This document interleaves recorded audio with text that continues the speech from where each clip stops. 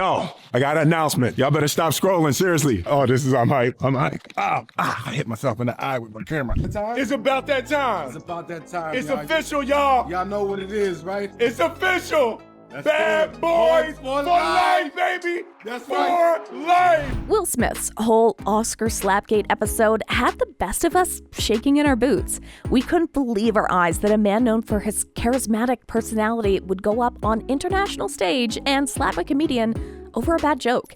But it happened, and needless to say, we were all quite shocked. After the slap, all of us thought his career would go down the drain. After all, who would want to work with such an impulsive and aggressive man? If you can't trust someone like that around yourself, you definitely wouldn't want them on your set stirring up any more controversy, not to mention the bad publicity it would bring. And it did happen for some time. Many famous platforms pulled out of their deals with Smith, but it looks like the dark cloud might have finally passed. I say this because rumor has it Will Smith has finally landed his first roles since the Oscar slap. But before we get into it, please give the video a like and hit the subscribe button. It really helps me grow the channel so I can bring you the hottest tea every week. So, let's talk about Will Smith and his role in Bad Boys. Almost a year after his infamous slap of Chris Rock on stage at the Oscars, Smith had promised a fourth Bad Boys film will be made. In the wake of their fight in March, many people began to question Smith's continued viability as a major movie star. In particular, it raised questions about Sony's previously revealed plans to make Bad Boys 4. But it's happening now, following Smith's breakout performance in Apple's Emancipation. Although the film had a limited theatrical distribution and was snubbed at this year's Academy Awards, the relatively muted response to its debut may have persuaded studios that Smith's reputation can be repaired little by bit. Smith announced the fourth Bad Boys film with an Instagram video in which he and Lawrence reunited and said their now iconic tagline, Bad Boys for Life.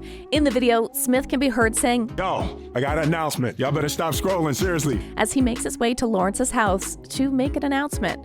In the background, you can hear the first few notes of Shake a Tail Feather by Nelly P. Diddy and Murphy Lee, which was on the soundtrack of the 2003 film Bad Boys 2. When they go to Lawrence's house, they give him the news that film number 4 is in production. The time has come, Lawrence yells. It is shown the two of them are joking about how they should have reversed the Bad Boys for Life title for the fourth picture as a joke instead of using it for the third. The directors of the canceled Batgirl movie will return to helm the sequel, Bad Boys for Life. The next sequel will be directed by Adil El Arbi and Bilal Fallah, who had previously helmed a film in the series.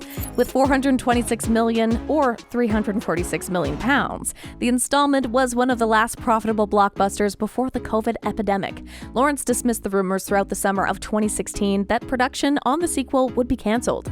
He reassured Ebony that we've got one more at least. When asked to describe the franchise as a whole, he said it was huge. The fact that two black stars, two comedy stars, could generate money at the movie office was monumental because it shows we can deliver and attract audiences.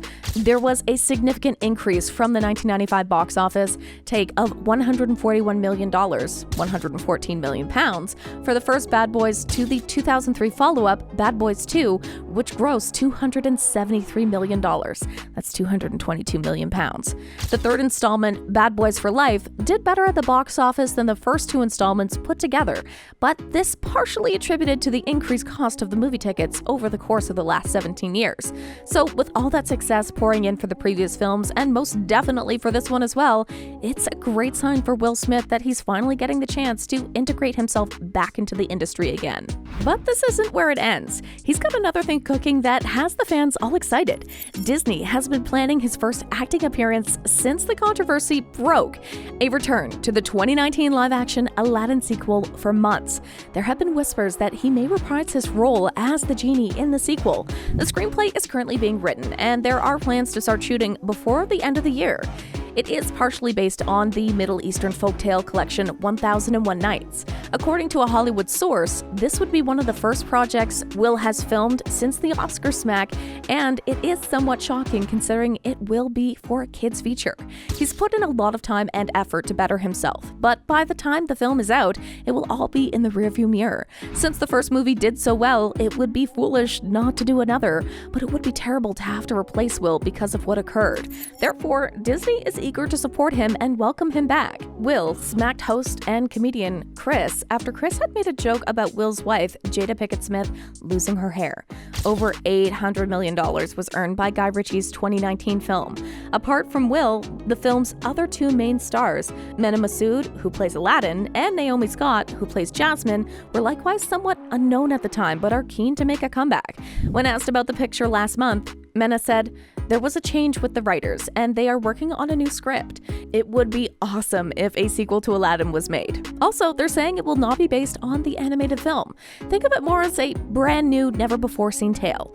Also, for those of you who are wondering, he had also had Emancipation come out a couple months after the incident, but the chaos from the reviews was unmatched. But back then, there was one question: whether or not Emancipation, maybe Smith's Hollywood salvation, was a major topic of discussion in several reviewers. Although it was filmed before this past year's Oscars, the film received mostly positive reviews, including several 4-star ratings. While some people discussed the film based purely on its substance, others argued on the timing of its release. After Smith's public humiliation for hitting rock on stage at the Academy Awards in March, many in the industry were curious to see how audiences would respond to the film. Screen Daily's Tim Grierson said that controversy may dampen spectators' excitement for viewing what would nonetheless be a terrible portrayal of slavery.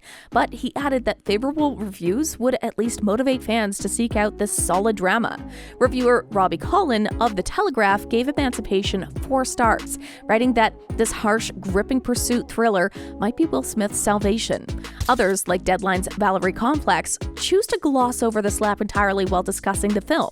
So, with all that chaos going on, there weren't a lot of expectations from Emancipation, but these two new films might just change the trajectory of his bad image after all.